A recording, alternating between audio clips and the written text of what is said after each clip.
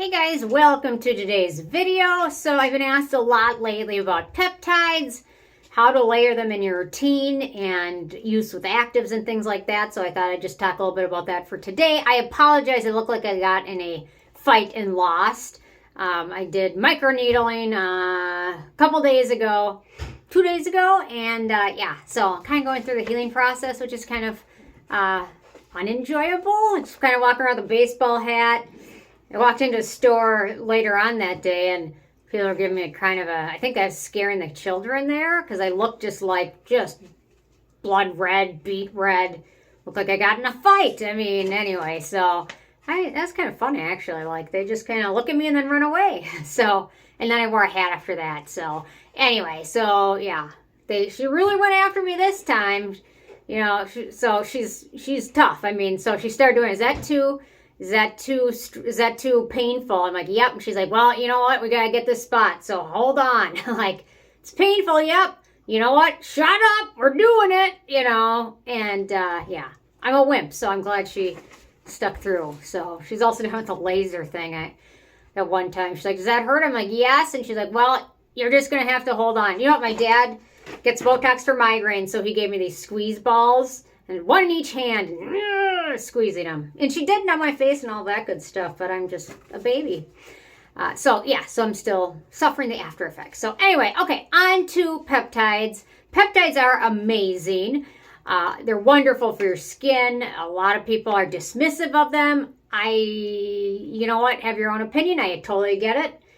Go with what you believe is, true. But for me, the results from using peptides have been totally undeniable for me.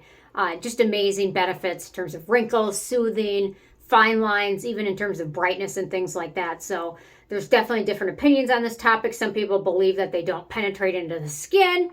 There's other things that can be done if they don't necessarily penetrate into the skin. Penetration enhancing ingredients, encapsulation, using it with microneedling, things like that. And then some peptides signal things in the skin. So perhaps maybe they don't necessarily need to be absorbed to work. Anyway, more research will keep coming out. I mean, they're still, especially copper peptides, are still a relatively new area. I mean, they've been around since the 70s. So they're still, in terms of science and things like that, pretty young. They're still kind of little babies. So, okay, so first I'm going to talk about copper peptides and peptides in general. So if you ask 10 different people on this topic, you are going to get 10 probably different answers. So this is what I know, this is what I've read, this is what I believe to my core at this point, and it's subject to change. I mean, I've changed my opinion on a few things in this time. Collagen peptide supplements are kind of one of them, but anyway, so peptides, some people will say you can't use any type of peptides or copper peptides with any active ingredient or antioxidant that's strong. My take is peptides will work, I believe, if you don't use them with an antioxidant or strong ingredient that has a low pH. From my experience, the low pH can break the bonds of the peptides. However, I also don't believe peptides are as fragile as people tend to think they are. A lot of people think they're so fragile, hardly shake the bottle, roll the bottle, shake it, don't shake, things like that because they're afraid it's going to break the bonds. I don't think they're as fragile as that. I do believe if you use them with products with a low pH, that it can break the bonds and cause them not to be effective. That's my belief on it. And because of that, I believe you can use peptides with certain ingredients. At this point, I do not recommend using peptides with vitamin C serums that contain ascorbic acid. There are lots of vitamin C serums, and I'll give you some suggestions for ones that use derivatives as opposed to ascorbic acid that don't have the low pH. But typically, if it's an ascorbic acid serum and it's one that's manufactured to be effective, the pH is probably be around 3 or 3.5. That's right around it. And in my opinion, you don't want to use copper peptides or peptides with something with that low of a pH. That's my take on it. Other products that typically have a low pH are certain exfoliants, AHA, and some BHA exfoliants. AHA exfoliants, typically, if it's manufactured properly, it's going to be between 3 and 4, below 4 pH. BHA, a little bit of exception. Some brands have their BHA formulated at a higher pH, and I haven't found those to be super effective for myself, but I have found BHA between 3 and 4 would be more effective. Another way to get around this is use other exfoliants such as like LHA or PHA that are super gentle, and typically their pH is going to be a little bit higher. So that's one thing to consider. Retinoids. I have used peptides with retinoids. I typically use it. However, the way I use it is I'll apply the retinoids after a neutral serum after the copper peptides or peptides. So I'll typically use this in my evening routine. I'll cleanse, I'll apply my toner, I'll apply my peptide serum, and I've got some recommendations to talk about as well. And then after the peptide serum, I'll apply a neutral serum, and I've got some recommendations for those as well. In between it, let it soak in, give it a minute, and then apply your retinoid. Typically, retinoids, their pH is typically not super low, so I haven't found that to be an issue, and I think from my experience, peptides sometimes play very nicely with retinoids, especially when your skin can get irritated from them. I find the peptides to be very soothing and things like that. So natural or neutral serum in between has been the way I go with this. You may be able to sneak maybe other things in it, or maybe a neutral serum in between an ascorbic acid and a peptide may work, but I just find peptides are expensive enough, especially some of the copper peptide stuff. I don't like to think about wasting my money.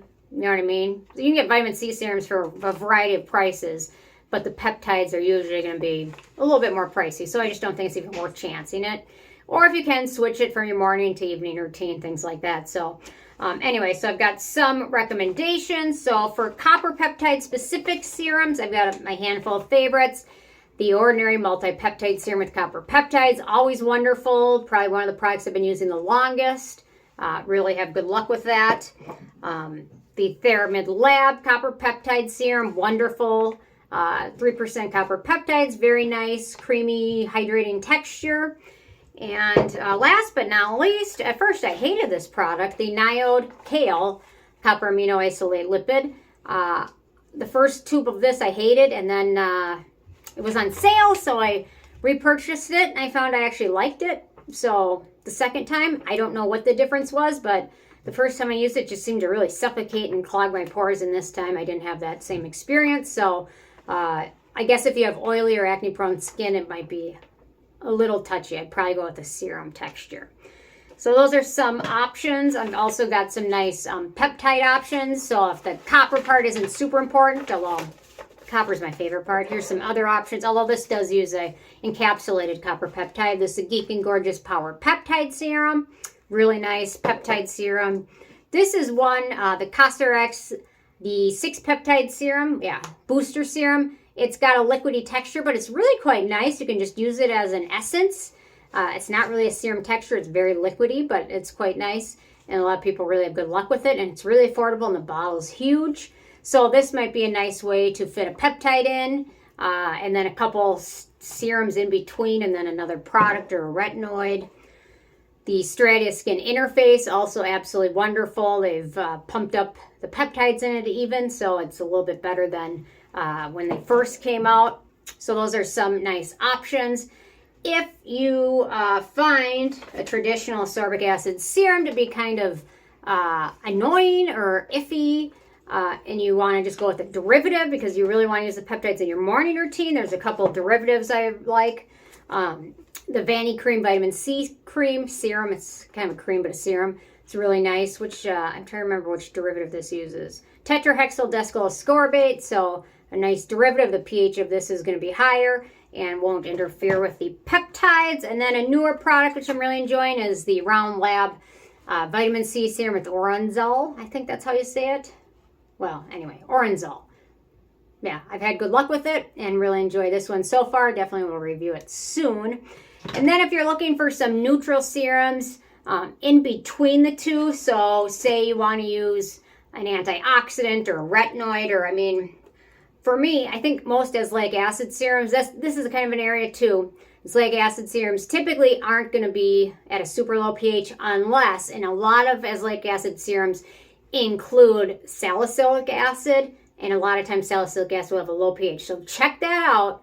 But I think azelaic acid is one of those acids that is pretty friendly with most other ingredients and products you can use. So it's kind of a unique acid in that sense. So check it out for salicylic acid. If it has salicylic acid, then don't use it. If it doesn't, or it uses like a derivative, then you're probably fine. So some neutral serums in between. The Round Lab soybean serum. This one's really quite nice from Round Lab. The cool Peach and Lily Glass Skin Refining Serum. Also really wonderful. And then the Green Tea Fresh Serum from Isntree and the Purito Centella Unscented Serum are all great. I also really love the Hygiene Natural Repair Serum, but I couldn't find links to it anywhere. So I don't know. It seemed like it was kind of on its way out for a while, and maybe it is now. But that was also a good one. Just any neutral serum. Something without a ton of ingredients, something that's hydrating, and something that just kind of acts as a buffer between the two. So I think you can pretty much be pretty comfortable using most copper peptides with these ingredients.